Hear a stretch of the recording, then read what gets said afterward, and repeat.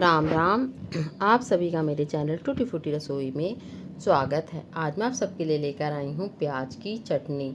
ये खट्टी मीठी प्याज की चटनी इतनी टेस्टी है। वैसे भी गर्मियों में प्याज हो जाती है ठंडी और सब्जी बनाने में आलस आता है और बहुत ही ज़्यादा गैस के सामने कौन खड़ा हो। तो आप इस प्याज की चटनी को बना कर रख लीजिए और जब भी रोटी खाने की इच्छा हो तो आप इस प्याज की चटनी के साथ रोटी खा सकते हैं। सबसे पहले हमने क्या किया है, मैंने 4 प्याज ले ली है। प्याज को अच्छे से हमें छील लेना है। प्याज तो आपको पता है उसका जो ऊपर का छिलका है उसे हमें बहुत ही अच्छे से निकाल देना। अगर आपको ज़्यादा प्याज लेनी है तो आप ज़्यादा प्याज भी, अगर आपको ज़्यादा चटनी बनानी है तो आप ज़्यादा प्याज ले लीजिए। अगर ज़्यादा चटनी नहीं बनानी तो आप 4 प्याज से भी आपका काम हो जाएगा। फिर हमें क्या करना है, प्याज को हमें लंबे लंबे पतले पतले पीसेस में कट कर लेना है। सारी जो हमारी प्याज है उन्हें बहुत ही पतले पतले बारीक पीसेस में कट कर लेना है। हमें बारीक पीस में इसलिए कट कर लेना है क्योंकि हम जब प्याज को जब हम फ्राई करें तो ये बहुत ही जल्दी पक जाए, इसलिए हमें इसे पतले पतले बारीक बारीक पीसेस में काट लेना है। और फिर जो प्याज का जो एक एक भाग है उसे भी हमें थोड़ा निकाल निकाल कर अलग कर लेना है। फिर लेना है हमें कढ़ाई में हमें डाल देना है सरसों का तेल। आप इसमें सरसों का तेल ही डालिए। सरसों का तेल से क्या होता है, ज़्यादा अच्छा होता है वो, मतलब कोई चीज़ अगर स्टोर करनी है तो सरसों के तेल से ज़्यादा चलती है। फिर उसमें हमें जब तेल गर्म हो जाएगा तो जो हमारी है जो कटी हुई प्याज है, उन कटी हुई प्याज को हम क्या करेंगे, इसी तेल में हम डाल देंगे और फिर इसे हम भूनते रहेंगे। कम से कम हमें 3-4 मिनट इसे के आसपास हमें इसे भूनते रहना है। भूनते भूनते क्या होगा, प्याज का कलर होने लगेगा थोड़ा थोड़ा ब्राउन।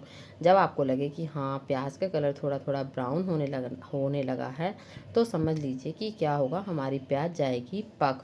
इसलिए हमें धीमे, लेकिन हमें हाँ गैस का फ्लेम हमें धीमा ही रखना है, मतलब धीमा भी नहीं रखना, मीडियम पे रख लीजिए। और फिर जब प्याज थोड़ी सी उनका कलर पकने जाए तो उसमें हम डाल देंगे 4-5 लहसुन की कलियाँ। उससे क्या होगा, थोड़ी खुशबू भी अच्छी आएगी और हमारी चटनी का टेस्ट भी थोड़ा सा अच्छा हो जाएगा। इसलिए हमें 4-5 लहसुन की कलियाँ डाल देनी है। और फिर जब प्याज और लहसुन कलियाँ दोनों ही पक जाए थोड़ा सा, तो इसमें हम खट्टी मीठी के लिए क्या डाल देंगे, थोड़ा सा खट्टा करने के लिए इसमें हम डाल देंगे इमली। अगर आप इमली नहीं डालना चाहते हैं तो आप इसमें अमचूर भी डाल सकते हैं।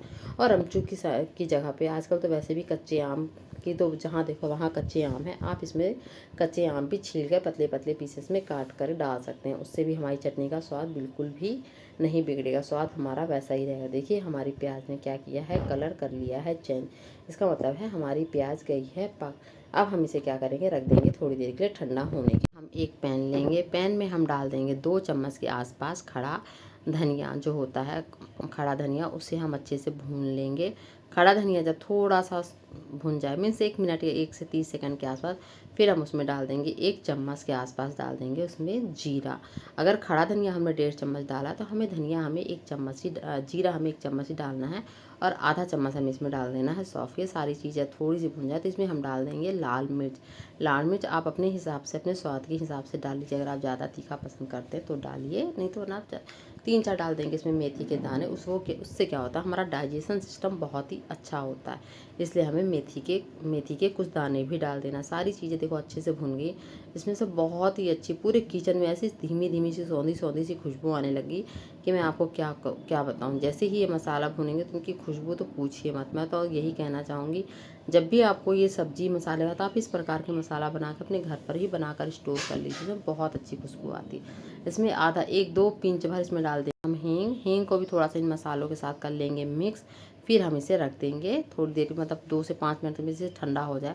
एकदम से ठंडा ना होने पाए, इस बात का ध्यान रखें, थोड़ा ही ठंडा होने पाए। जब ये थोड़ा ठंडा हो जाएगा तो हम इसे मिक्सर के कप में डाल देंगे और थोड़ा सा गर्म ही रहे। जब हम इसे थोड़ा सा गर्म में जब पीसेंगे तो हमारा मसाला क्यों बहुत ही अच्छा और हमारे मन के मुताबिक पिस कर आएगा वो।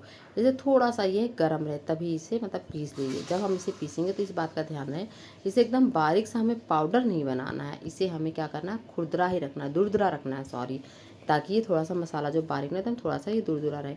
फिर हम इसे क्या करेंगे, एक कटोरी में निकाल करके रख लेंगे साइड में। फिर हम उसी मिक्सर के जार में, इतनी देर में क्या होगा, हमारी प्याज जो है वह भी हो गई है ठंडी। तो उसी मिक्सर के जार में क्या करेंगे, जो हमने प्याज को फ्राई किया है उसी प्याज को भी हम इसी मिक्सर के जार में डालकर पीस लेंगे। एक बार में अगर ना पीसे मान लीजिए तो आप इसे 2 बार में भी पीस सकते हैं। मेरी तो पूरी प्याज जो है एक बार में ही पीस गई थी, इसलिए मैंने इसे एक बार में पीस लिया। देखो प्याज का भी पीसने के बाद देखिए कैसा अच्छा पेस्ट हो गया है। इसे भी हमें एकदम बारीक नहीं करना है, बस ठीक है, एक बारी से घुमा दीजिए बस हो गया। फिर ये जो पिसी हुई प्याज है साइड में रखेंगे। फिर हम कढ़ाई में लेंगे, कढ़ाई में हम थोड़ा सा डाल देंगे जीरा, थोड़ी सी डाल देंगे कलौंजी, आधा चम्मच से भी थोड़ा कलौंजी, और आधा चम्मच डाल देंगे ब्लैक राई जिसे कहते हैं हम सरसों। और फिर हम इसमें डाल देंगे थोड़ा सा सफ़ेद तिल और कढ़ी पत्ता, मतलब कम से कम 8-15-20 पत्ते हों कढ़ी पत्ते के, और 2 डाल देंगे तेज़ पत्ता।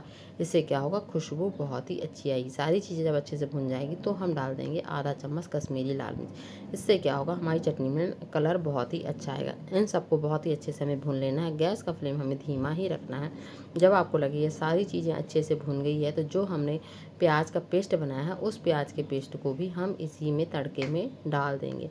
और इसे फिर हम क्या करेंगे, धीरे धीरे धीरे धीरे चलाते रहेंगे। बिल्कुल भी मतलब ये ना हो कि मतलब गैस का फ्लेम तेज़ मत करिएगा। तेज़ करने से क्या होगा, बहुत ही जल्दी से क्या होगा, हमारे जो मसाले हैं वह भी जल जाएंगे। और फिर हमें चटनी जो हमारी प्याज है उसे हमें बहुत अच्छे से चलाते रहना। चलाते चलाते क्या होगा, प्याज में से बहुत अच्छी सी धीमी धीमी सी खुशबू आने लगेगी। फिर मिक्सर के जार में जो थोड़ी सी प्याज लगी उसमें हम डाल देंगे आधी कटोरी के आसपास पानी, और उस पानी को भी क्या करेंगे, हम इसी कढ़ाई में डाल देंगे। हमें अपनी चटनी को एकदम प्रॉपर चलाते रहना है, प्रॉपर मतलब बराबर इन्हें पकाते रहना है। जितना अच्छे से हमारी चटनी बनेगी उतना ही अच्छे से, मान लीजिए इसे हम स्टोर करके रखेंगे और खाने में उतना ही अच्छा इसका टेस्ट आएगा। उसके ऊपर डाल देंगे स्वाद अनुसार नमक। आप जिस हिसाब से नमक खाते हैं उस हिसाब से आप इसमें नमक डाल दीजिए। देखिए हमारी चटनी जो है, इसके ऊपर फिर हम डाल देंगे जो हमने मसाला पीसा है, उसी मसाले को हम इसके ऊपर 1 से 1.5 चम्मच के आसपास डाल देंगे। मसाला थोड़ा ज़्यादा हो गया कोई बात नहीं। इसे आप कभी भी कोई सब्ज़ी बनाए, पनीर बनाइए, बैगन बनाइए, आलू, उसमें आप ये मसाला डालेंगे तो आपकी सब्ज़ी का टेस्ट बहुत ही अच्छा उठ कर आएगा। इसलिए इस मसाले को आप बनाकर स्टोर कर लीजिए। देखिए हमारी चटनी जो है, इसे कम से कम नहीं तो 5 से 7 मिनट के आसपास इसे पकाते रहना है।